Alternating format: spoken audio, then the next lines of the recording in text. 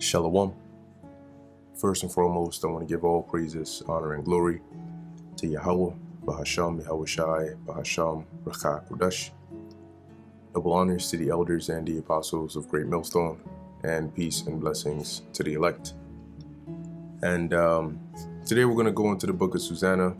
It's only one chapter long, but through the Spirit, I've been going through a few of these books.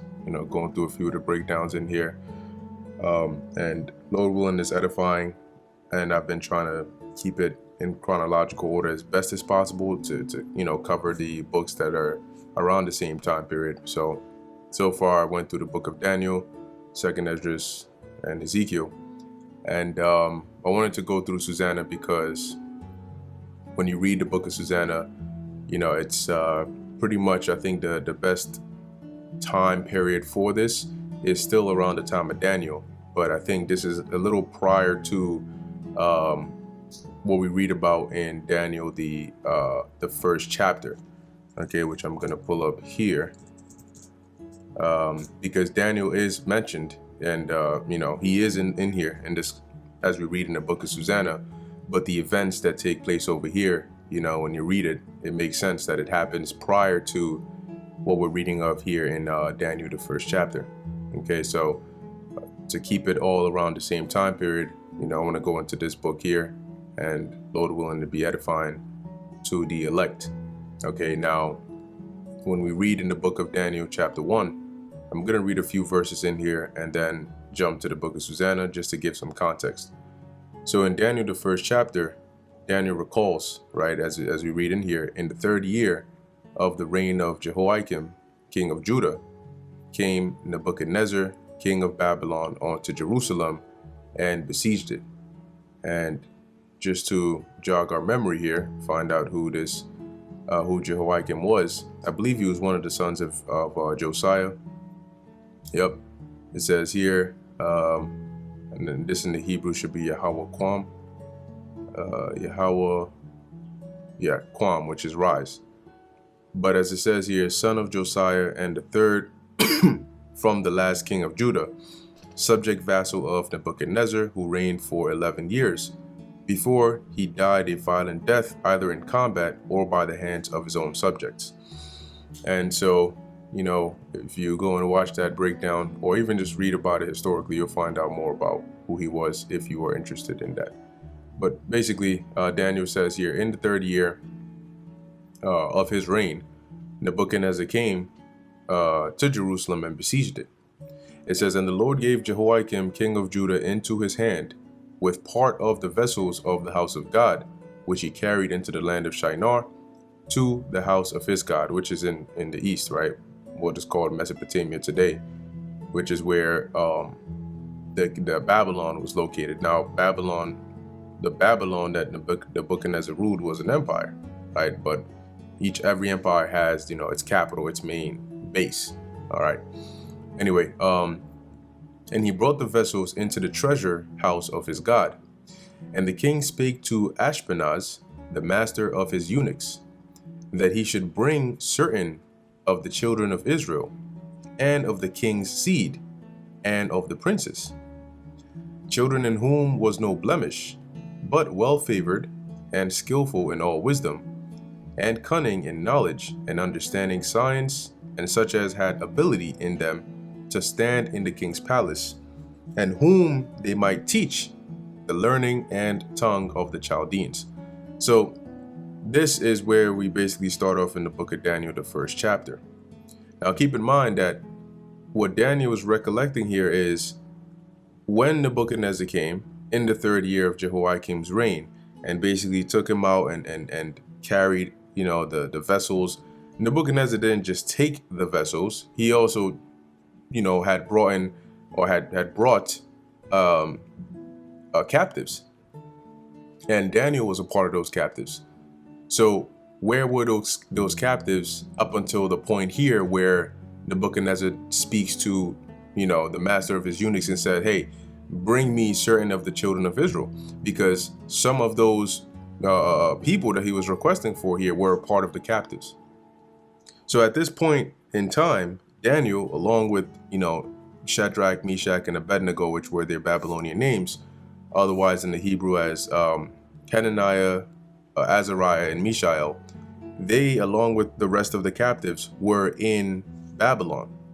Okay, but in the area where the Jews or the Israelites were dwelling in Babylon as captives. Okay, so while they were there, prior to Nebuchadnezzar asking his eunuch to bring the king's seed, the best of the best, which is when Daniel and the three holy children and so on and so forth, and others as well, when they were called, and then we continue in the book of Daniel. So prior to this happening, where they were called and brought up and groomed to be in the king's presence, they were in Babylon. And that's when this that we're reading of here in the book of Susanna takes place. Okay. So now let's go to the book of Susanna, chapter 1. It says, there dwelt a man in Babylon called Joachim, and he took a wife whose name was Susanna, the daughter of Chelcias, a very fair woman and one that feared the Lord. So now why was he dwelling in Babylon? Because he had been brought over there, along with Daniel and the rest of the captives. So this woman here, Susanna, as it says, she was very fair. So she must have been a very beautiful looking woman, and feared the Lord. So it goes to show you, right? Not every woman is a demon, but there are women which we read about that fear the Lord. And guess what? If the men of the Lord are back here again, so are those women that fear the Lord, along with the rest of the demons. So verse 3, her parents also were righteous and taught their daughter according to the law of Moses. Now Joachim was a great rich man and had a fair garden joining onto his house. And to him resorted the Jews because he was more honorable than all others. So, top dog basically. And, his garden here is pretty much like if you go to his backyard, there's this beautiful, nice garden over there. Verse 5, the same year were appointed 2 of the ancients of the people to be judges, and the ancients being the elders, right? So they took 2 elders of the people and appointed them to be judges. And it's sort of similar to how we were living in Israel. You would have elders that would judge certain matters, such as the Lord spake of, that wickedness came from Babylon. Let me actually read this again, starting from the top, verse 5. The same year were appointed 2 of the ancients of the people to be judges, such as the Lord spake of, that wickedness came from Babylon from ancient judges who seemed to govern the people. And we're going to find out what this means as we keep on reading. These kept much at Joachim's house, and all that had any suits in law came on to them. So basically these 2 elders that were appointed, mainly were at Joachim's house. All right. And so anybody that had an issue, they would go over there and they would sort it out. Verse 7. Now go up a bit. Now keep in mind, right? So Joachim, this basically the rich man, his wife is Susanna, and now you have 2 of these ancients that were appointed as judges. So verse 7, now when the people departed away at noon, Susanna went into her husband's garden to walk. So she's married at this point. Okay. And the people came, they had their requests and so on and so forth. They got their matters judged. So when everybody left, Susanna went, to the garden to take a walk. And the 2 elders saw her going in every day and walking, so that their lust was inflamed toward her. So what does that mean? Meaning they've been eyeing her, and talking amongst themselves. Because remember, they were pretty much always at Joachim's house. So they were seeing her, occasionally, she'll go pretty much every day. She'll go take her walk. And as we read up above, she was very fair. So, she was probably thick, had nice, attractive features and whatnot. And so when they saw that, they're like, damn, man, shit, man. Hey, man, pretty much you can imagine them going back and forth amongst themselves. Like, you see that thing on that? I mean, and it's interesting, right? Because they knew that she was married and they're supposed to be judges of the people. But as they kept on seeing that, they were pretty much looking at her in a lustful way, not bringing their flesh under the discipline of the law to know that, hey, she's a married woman. Don't look at her like that. Lower your gaze. Don't think of her like that. She's married. But as it says, their lust was inflamed toward her. It got to the point like, man, God, Verse 9, it says, and they perverted their own mind and turned away their eyes, that they might not look onto heaven, nor remember just judgments. So they basically let the flesh take over, right? And they perverted their own minds. They corrupted their conscience. They basically shut it down. And like it says, like they turned away their eyes that they might not look onto heaven, meaning that, they were headlong or head first following their lustful ways, avoiding any sense of a just reasoning that would burden their minds to say, hey, what you're doing is wrong, right? They shut that down.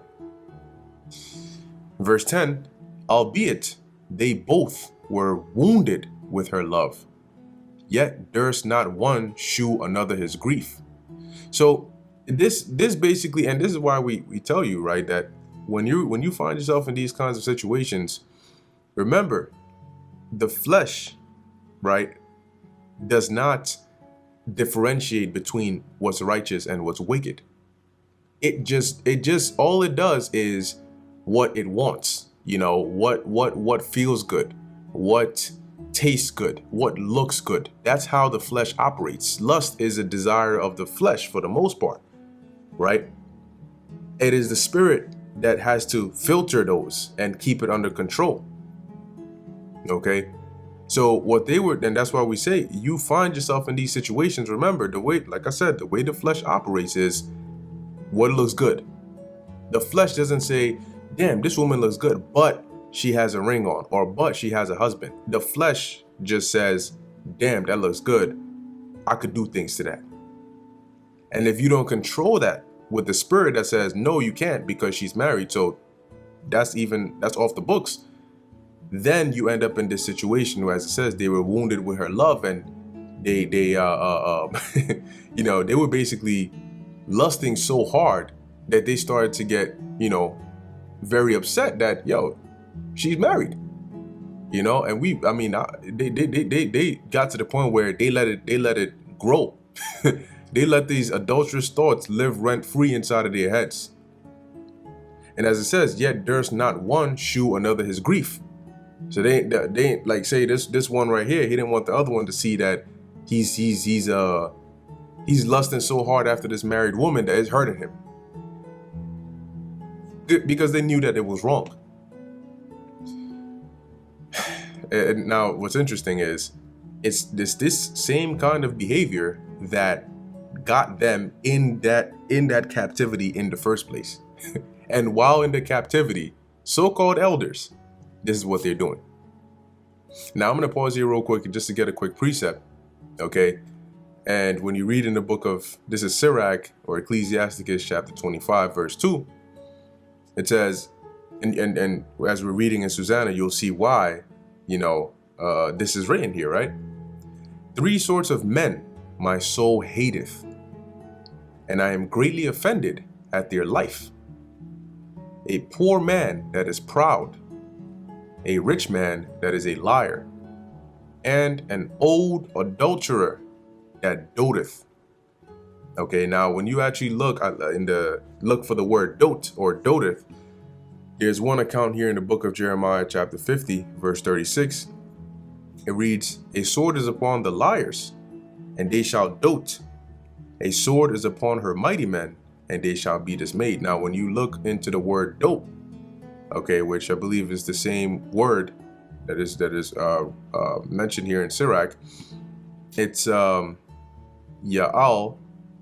and it says here, to be foolish, to become fools, to act foolishly, to what? To show wicked folly.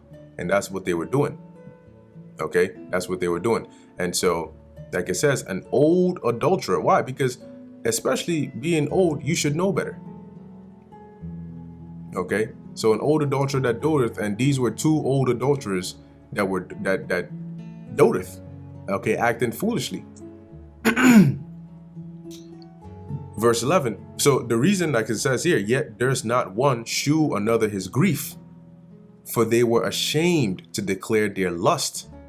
You know, when you, like the Apostle Paul mentioned, right? It is better to marry than to burn, because when you get that heat, okay, it actually feels like a burning sensation, but it's because you have that strong desire for this woman.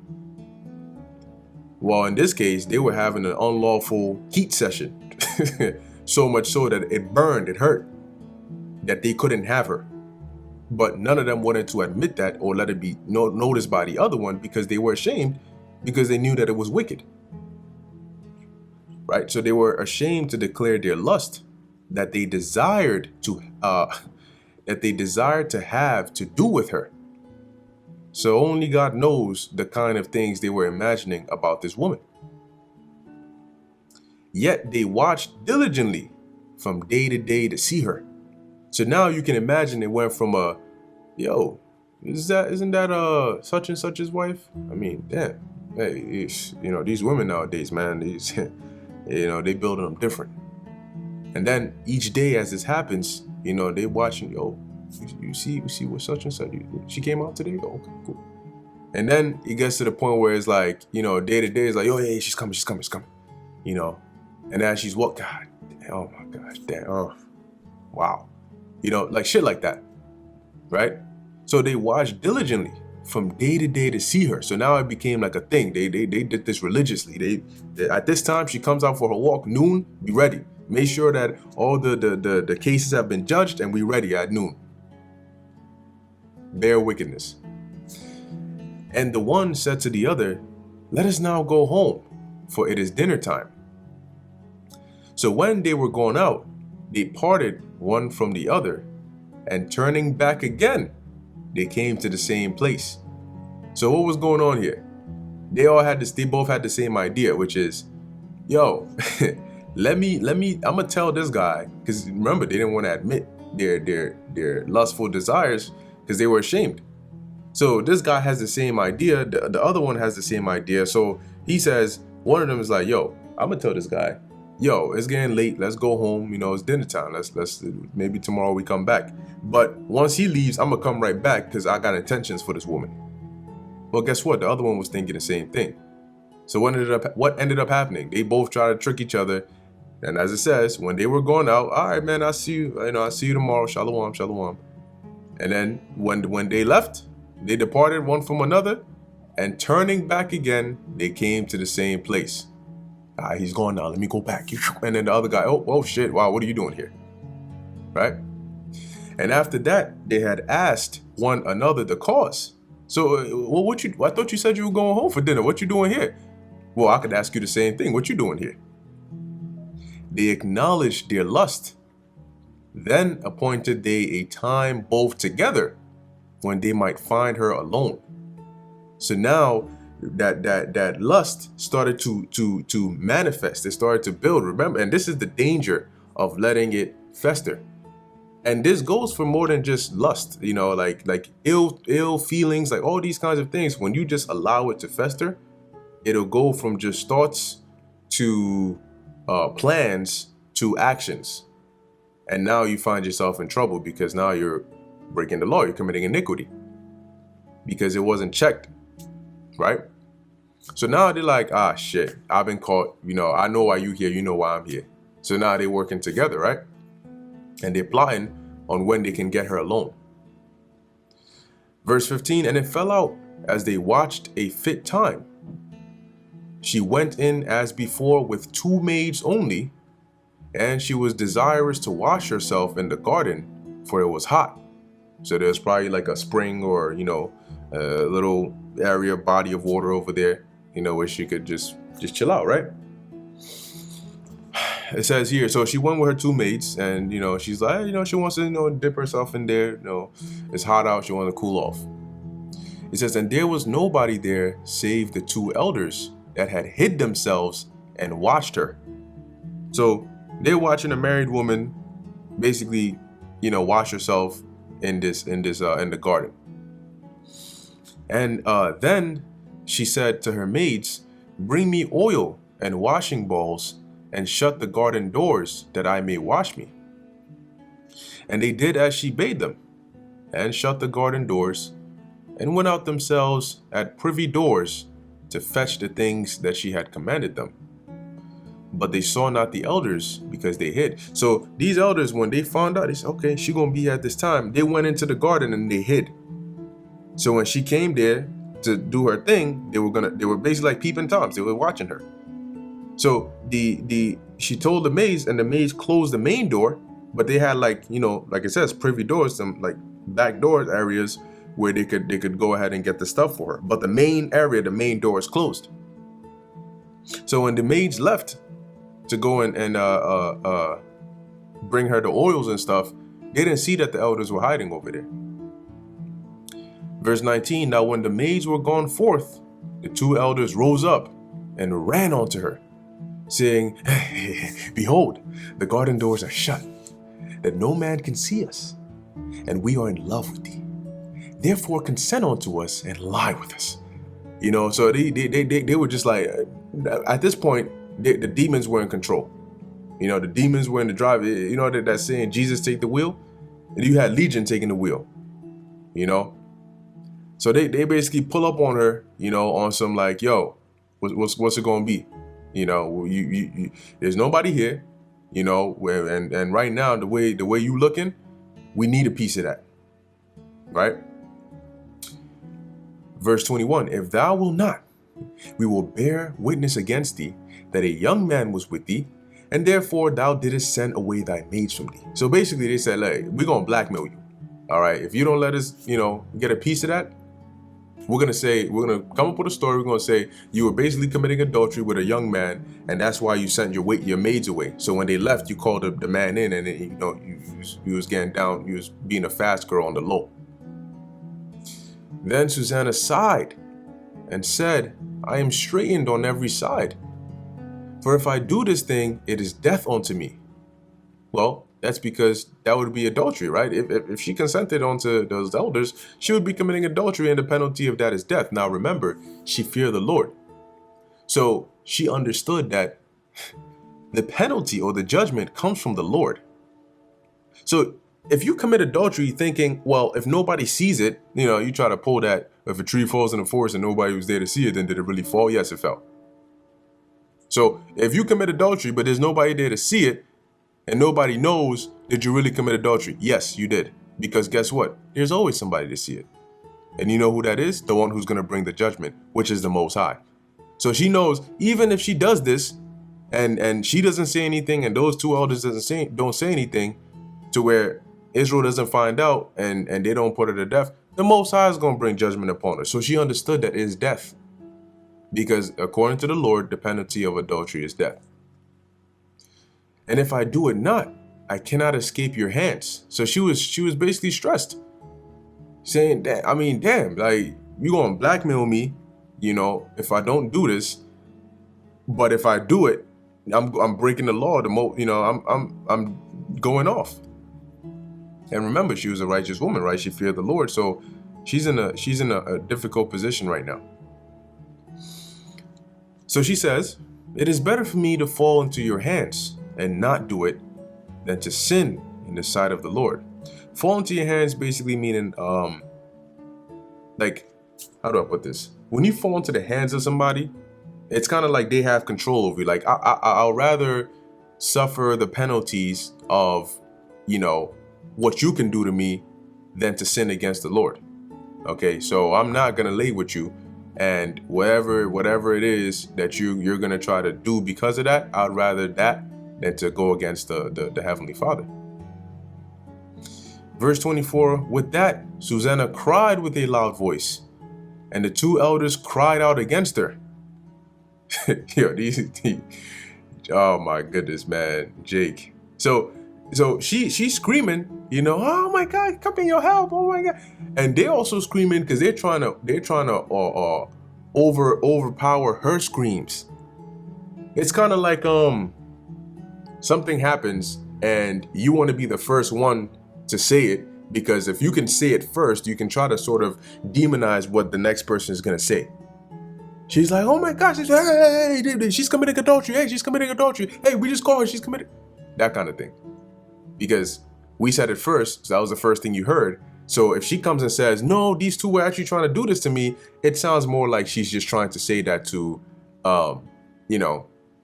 escape the situation. Right? So that's basically what they're trying to do. They're trying to drown out what she was saying so they can get the louder voice, basically. It says, then ran the one and opened the garden door. So when the servants of the house heard the cry in the garden, they rushed in at the privy door to see what was done unto her. So when they heard that, oh shit, that's Susanna, they came through the other door, and they're like, what the hell's going on? But when the elders had declared the matter, the servants were greatly ashamed, for there was never such a report made of Susanna. They were like, oh, what? What? Susanna? Oh my gosh. But these were the elders. These were the judges. Right? Verse 28. And it came to pass the next day, when the people were assembled to her husband Joachim, the two elders came also full of mischievous imagination against Susanna to put her to death. So that they planned the whole, they said, yeah, she's done. She's done. We're gonna make up this story and really make her look like a demon. So now imagine this, like this is a big deal. Everybody's talking about it, like, yo, you heard about Susanna? Yeah, yo, they said she was committing adultery. Oh shit, man. Yeah, that's crazy, man. Like she looked like she was a good, chill, quiet ones. Hey, it'd be the quiet ones that be like, they never know, man. But yo, that's crazy. Apparently they're gonna put her to death. Oh, it's adultery. Oh shit. So everybody's hearing about it. I mean, the community is, we all captives out here, so news spreads fast. Verse 29, and said before the people, send for Susanna, the daughter of Kilkias, Joachim's wife. And so they sent. So she came with her father and mother, her children, and all her kindred. So, I mean, this is a married woman with kids. And so, her whole family, she came, everybody came there. You can imagine, right? She's stressed. Her family's probably stressed, because more than likely, her family probably believed her. That's, your father, your mother, most of the time in a situation like this, they could see how distraught she was. So chances are they're like, hey, this is, let's just see. Because remember, it says her parents were righteous as well. So they knew how they raised their child. So they would know, no, that's not something she would do.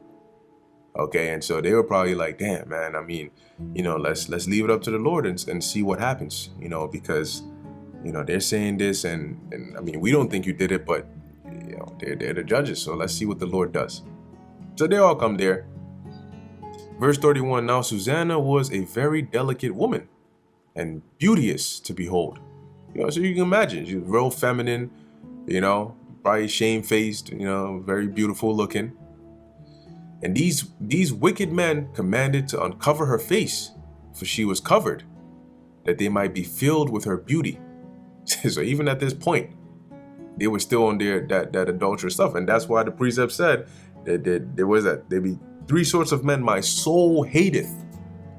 Not just I don't like them or I don't want to be. No, I hate them. And you know which one fits these guys? An old adulterer that doteth. All right. So continuing, it says here, verse 33, therefore her friends and all that saw her wept. It says here, then the two elders, get down, back up. It says here, then the two elders stood up in the midst of the people and laid their hands upon her head. And she weeping, looking up toward heaven, for her heart trusted in the Lord.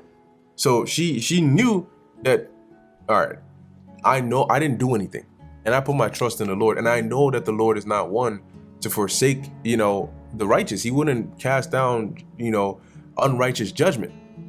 So she's like putting her trust in the Lord, hoping that the Lord, does something. And at this point, they're getting ready to sentence her. Okay, her friends are crying, because imagine, right? She's a woman. This is a very delicate situation that happened to her. She's probably traumatized, and she told her friends. If they're women, they more than likely believed her.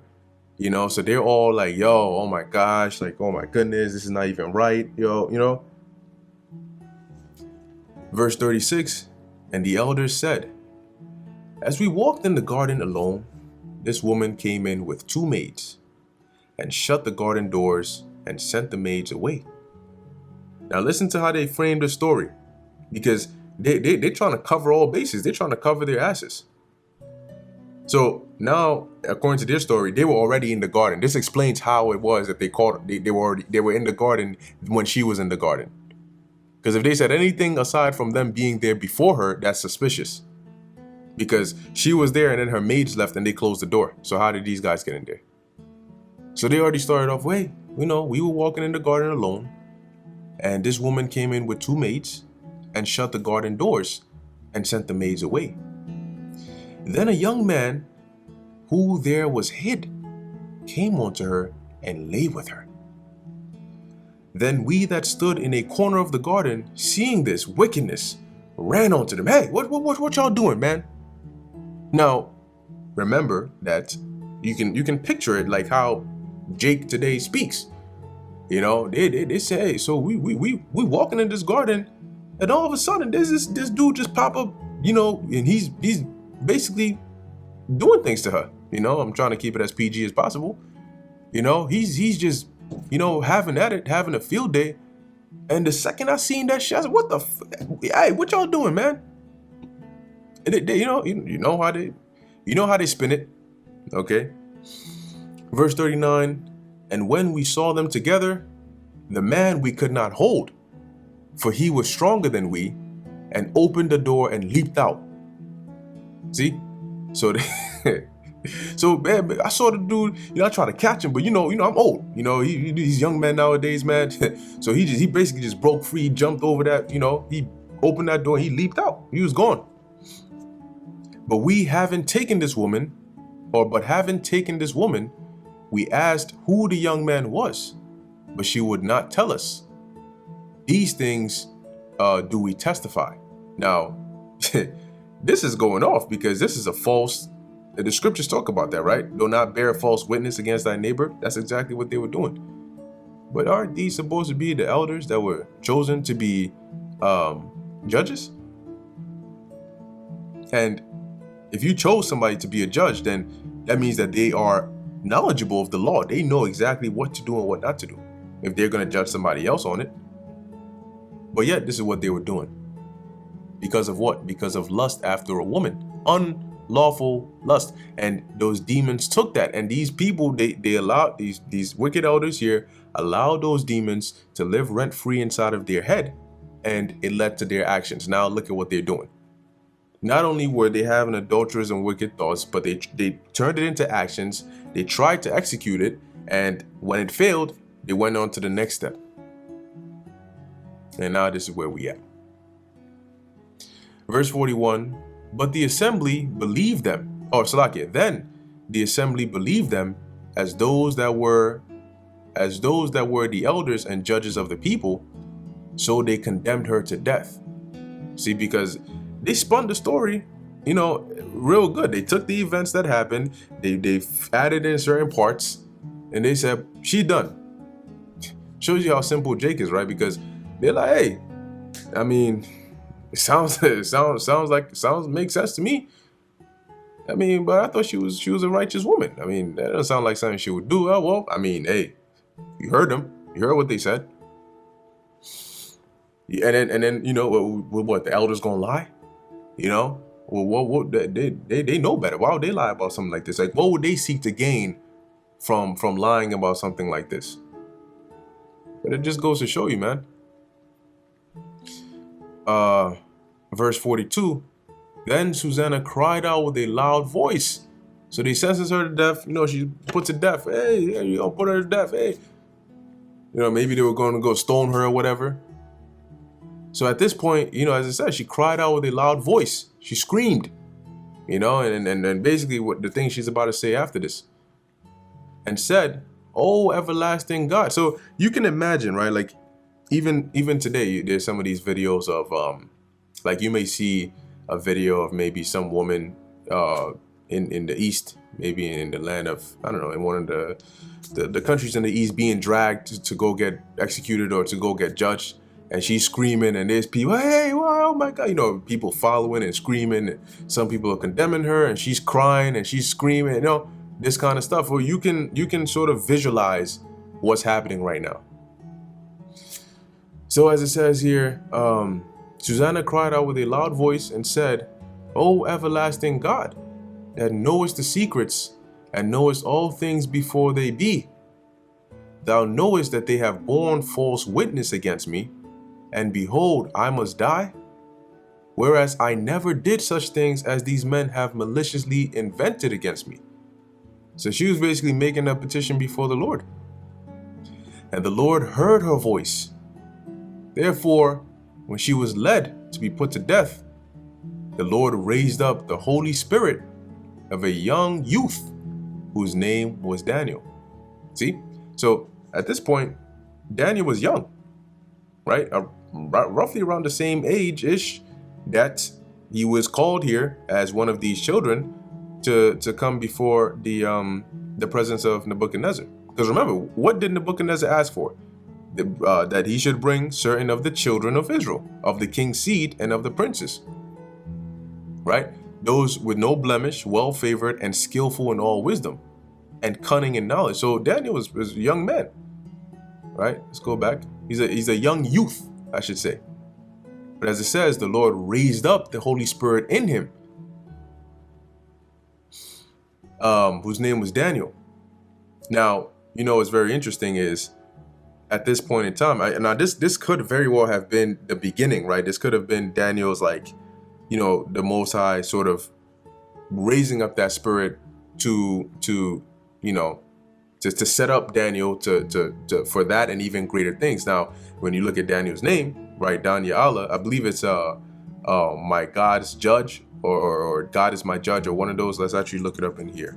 But it's interesting that if this is like the first situation that sort of puts Daniel on the map, it's interesting that it was through his judgment, right? That is sort of like a nomen omen, right? Through his judgment, the judgment that the Lord blessed him to give forth, he was that's sort of how he was put on the map, kind of thing. But look at what it says here. God is my judge, right?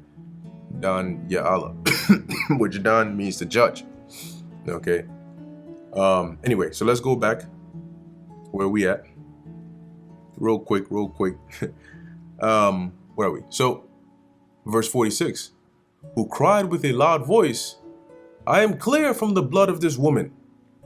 So he basically said, I don't consent onto her being put to death. I'm not a part of this. So if you guys put her to death, her blood is on your hands, not mine. Now you can imagine, right? Like, whoa. Everybody's like, what? Hold on, what's going on here? Because when somebody gets sentenced like this, you heard, the elders give that testimony, and then they get sentenced like that. People are talking, hey, boy, she did it. Hey, put her to the, hey, send her ass. So she's crying and onto the Lord. Her family members are probably crying at this point, and you got people that are just like, hey, no, I don't, ain't nobody give a damn. You should have never did that in the first place. Take her ass. So all this is going on, and then Daniel, with his loud voice, he makes this statement.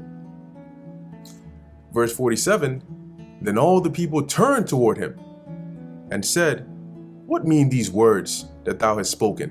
What you mean? What you mean? You clarify blood. What are you talking about? Verse 48, so he standing in the midst of them said, "Are ye such fools, ye sons of Israel, that without examination or knowledge of the truth, ye have condemned a daughter of Israel? Return again to the place of judgment, for they have borne false witness against her." Ooh. So he's saying, man, I mean, what you, so they got cut. You know, they saying, shit, they said it and we just automatically going with this. So they took guys back. Now this is last minute. They were getting ready to put her to death, probably by stoning her or something. Verse 50, wherefore all the people turned again in haste. And the elders said unto him, come, sit down among us and shew it us, seeing God hath given thee the honor of an elder. you such an elder, right? You come on here, you know, and show us what it is. Now, it's the spirit, right? Because they could have just been like, man, shut your ass up, and then continued on with it. But the Most High had it to where when Daniel spake, they all stopped and they listened, and it played out this way. Verse 51, then said Daniel unto them, put these two aside, one far from another, and I will examine them. Meaning he's going to question them, interrogate them. Okay? And this is an example here of how, because we read the Most High stirred up that Holy Spirit in Daniel, right? This is an example here of like one way the Most High sort of like blesses or increases you in knowledge. Because this idea that we're about to go to that Daniel thought of, I mean, this is used today. But keep in mind that, you know, some of these ideas that these men of the Lord, they come with full of wisdom, it's something that nobody really thinks of before they do it, and then it becomes a precedent. Well, where did it come from? Well, it came from the wisdom the Lord blessed them with. Because some of these things, it's not like they looked at some manual and said, let me do it this way.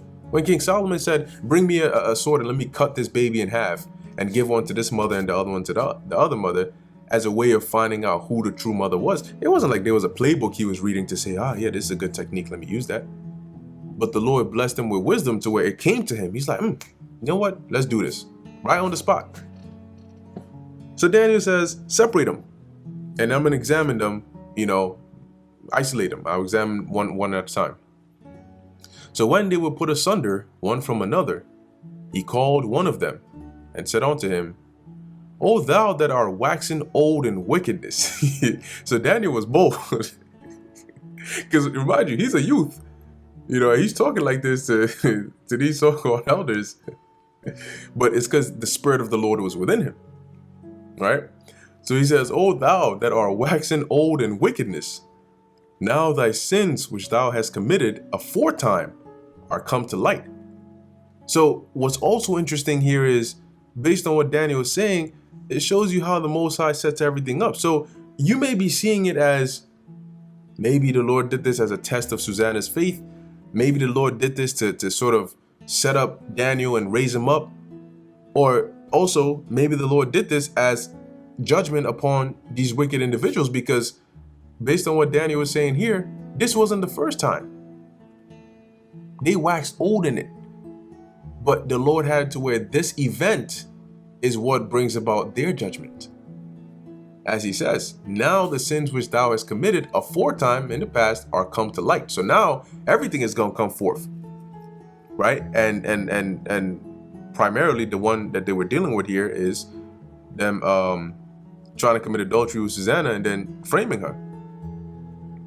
Verse 53, for thou hast pronounced false judgment and hast condemned the innocent and hast let the guilty go free. Albeit the Lord saith, the innocent and righteous shalt thou not slay.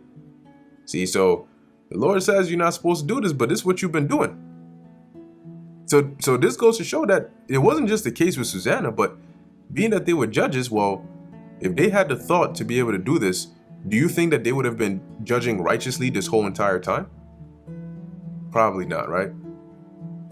So now it's all coming to light. So he says, verse 54, now then, if thou hast seen her, tell me, under what tree sawest thou them companying together? So you said you saw them, committing adult, they were doing it. Well, you were in the garden, right? So which tree were they doing this under? Where was this happening? So he answers, who answered, under a mastic tree. Oh, no, yeah, it was that tree. Yeah, the mastic tree. Yep. You see that one right there? Yeah. That's where it was. Yeah, I remember now. Yep, I remember now. I saw that dude. Yep, he was right on top. It was under that tree. And Daniel said, "Very well, thou hast lied. Thou hast lied against thine own head. For even now the angel of God hath received the sentence of God to cut thee in two." You hear that? Which also reveals another thing, which is that the sentence, the judgment comes from the Most High. So he's saying, you just don't get it, do you? The Most High has had this, your judgment has been coming for a long time. And you just now confirmed it. Your death sentence has been sealed. Verse 56, so he put him aside and commanded to bring the other, and said unto him, O thou seed of Canaan, and not of Judah, beauty hath deceived thee, and lust hath perverted thine heart. Thus have ye dealt with the daughters of Israel, and they for fear companied with you. But the daughter of Judah will not abide your wickedness. So Daniel knew, Most High, like chances are Most High revealed it to him, and also chances are that there were things that these wicked elders were doing, and they tried to do it to Susanna, but that was the drawing point. That was a stopping point right there. So chances are she wasn't the first. And you know that, once again, information spreads. So it's probably like, something happened. They had done this to some other chick or whatnot, and she's like, yo, eventually she says it or confesses it. But it's like, who would believe you? Maybe people shut it down like, hey, so the elders are true. What the elders did something to you? Yeah, okay. But, say this got to Daniel's ears. He's like, wow, probably watching them. He's like, yeah, these guys, they're wicked. But what's he gonna do? Just come up in front of everybody and say, oh, they're wicked, and just accuse them? But guess what? Now the right opportunity presented itself where this could all come to light. And Daniel handled it like a true judge, because he had the spirit of Yahweh Ba'ashem Yahweh Shai dealing with him. Okay? So I'm going to read verse 57 again. Thus have ye dealt with the daughters of Israel, and they for fear companied with you. So you tried this shit with other Israelite women, and them being afraid, they went along with it. But the daughter of Judah will not abide your wickedness. You tried that with Susanna? She was not having it. Now therefore tell me, under what tree didst thou take them companying together? You said you tried to catch this dude, but you were able to catch the chick, right? So you were able to catch Susanna. So what tree was it that they were committing adultery under? Who answered, under an holm tree. See, Daniel knew that these two were not gonna be, because they had came up with the story, but they never rehearsed that they would even be in this situation. They just figured, well, hey, if somebody asks me, I'll say the same story as this guy. But they never planned within the story what tree to describe. No. So Daniel asked this guy, he says, oh, it was a mastic tree. I believe that's what he said. Yep. Other one says, oh, it was under a holm tree. Was it now? Now, I mean, didn't you both say you were together when you saw this happening? But you saw it under a holm tree and you saw it under a mastic tree? Huh. Interesting. Verse 59, then said Daniel unto him, well, thou hast also lied against thine own head. For the angel of God waiteth with a sword to cut thee in two, that he may destroy you. With that, all the assembly cried out with a loud voice, and praised God, who saveth them that trust in him. So you can imagine that they got this one guy, they isolated him, they moved the other one somewhere, and Daniel questions the first guy, brings him up, and everybody's here, and he asks him the question. And he says, oh, mastic tree. Okay. Then they bring the other guy. And you said under what tree was it? Oh, a holm tree. Was it now? You done messed up, my man. So, verse 61, and they arose against the two elders, for Daniel had convicted them of false witness by their own mouth. See, and there's the wisdom right there. You basically, you lied against your own head. And I mean, what more proof do you need? They basically confessed to it themselves. They had not, through this, they had acknowledged that they made it up. Verse 62, and according to the law of Moses, they did unto them in such sort as they maliciously intended to do unto their neighbor. So what they planned to happen to Susanna, guess what? It ended up coming upon them. And they put them to death. They put these two wicked individuals to death. Thus the innocent blood was saved the same day. Therefore Chelcias and his wife praised God for their daughter Susanna, and Joachim her husband, and all the kindred, because there was no dishonesty found in her. From that day forth was Daniel had in great reputation in the sight of the people. And that's pretty much the end of the book of Susanna.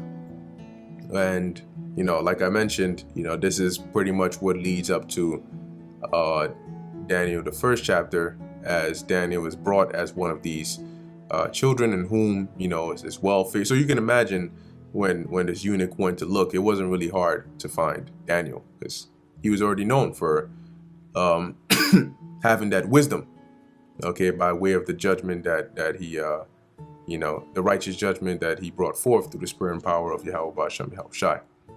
Okay, so that's pretty much the end of the book of Susanna. Lord willing, this was edifying to the elect.